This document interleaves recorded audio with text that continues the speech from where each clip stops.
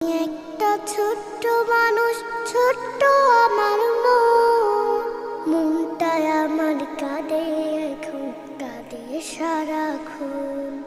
ছিল আমার ছোট্ট বন্ধু, একটা পোষা পাখি, আদর করে তারে আমি পরাণ বলে ডাকি। ছিল আমার ছোট্ট বন্ধু, একটা পোষা পাখি, আদর করে তারে আমি পরাণ বলে ডাকি। পরাণ বোঝে মনটা আমার, আমি বুঝি তার মন। কখন যেন হলো মোদের দুই মনের বন্ধন।